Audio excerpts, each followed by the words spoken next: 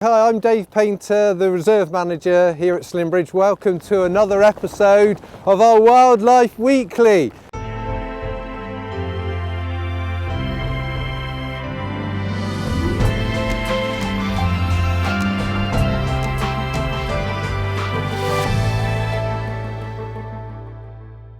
We thought we'd like to share some of this fantastic weather that we've been having with you. The guys are out working even in these conditions, so I thought the least we could do is come and film in the teeth of what is yet another gale, another set of storms, big tides, strong winds that have really swept across the country again over this last week.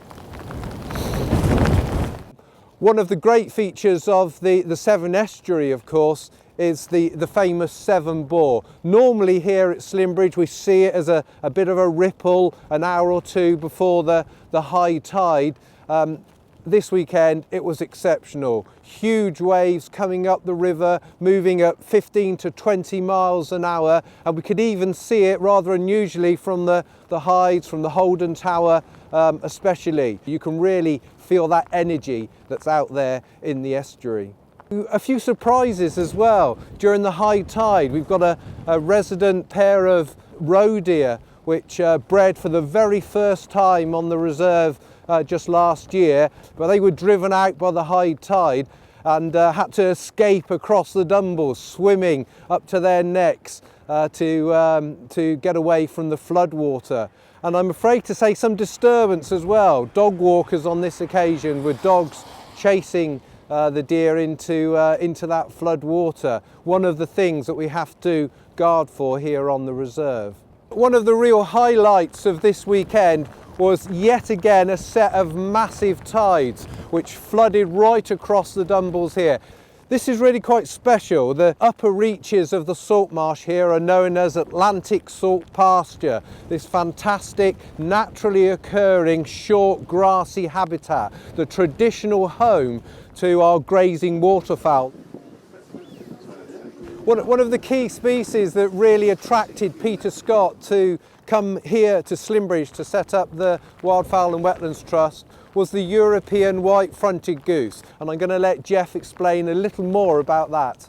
We've got a couple of hundred European white-fronted geese out here on the reserve at the moment, and in amongst them, much to my excitement, is a Greenland white-fronted goose. So this is a different race of the same species. It's currently declining quite fast. We've lost 40% of them in the last 15 or so years. So we're doing a lot of research at the moment to try and find out what's going wrong, and this involves trying to track them. It's very difficult to work in Greenland. It's difficult and expensive to get there, so we let electronic tracking devices do the work for us, and so this is one of them. This is a GPS tracking device. It takes a GPS fix every few hours, and it's got another clever feature in here, which is something we call an accelerometer. And what this is basically doing is measuring the bird's kind of movement in 3 dimensions. So one of the great advantages we have here at Slimbridge is that we have a collection of captive birds, including some Greenland white-fronted geese. So we're able to test these tags on the captive birds, check that we've got the design all right, the harnesses work okay.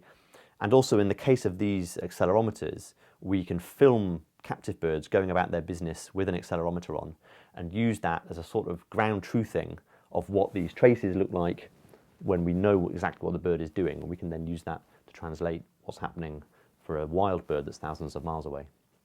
These are some Greenland white-fronted geese that we've tracked from the British Isles up to Iceland. Here they are stopping over, and then over the Greenland ice cap to these points in Western Greenland. And what we're interested to know is what do they do when they get to Greenland, and why do they produce so few offspring at the moment. So again, here we can zoom right into a little bit of Western Greenland, clusters of points showing where different birds have spent the summer, and then you get these funny little traces, a bit like a sort of ECG thing in a hospital, but we can translate this into whether the bird is sitting on eggs, rearing chicks, or standing around molting because it's lost its eggs. And this can help us to sort of start to uncover some of the reasons why Greenland white-fronts are declining. Okay, well, it looks like we're not set for any great changes over the next week or so, I'm afraid. This is very much what's on the cards. More westerly depressions, more big gales. We're going to continue with lots of this flooding, I'm afraid. but it means that the bird watching is going to stay pretty much as it has been over the last couple of weeks. That bird watching is just going to continue. So do come and see us at this time. This is a brilliant conditions to come and watch our birds.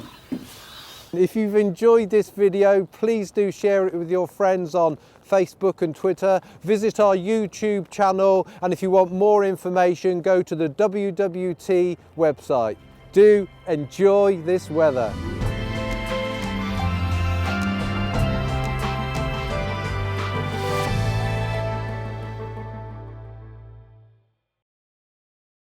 This time, Facebook and Twitter is right. I keep thinking Facebook's wrong when I say it. YouTube and website.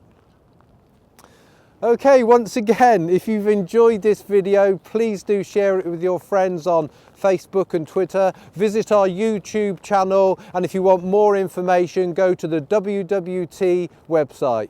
Do enjoy this weather. Yay! Yes.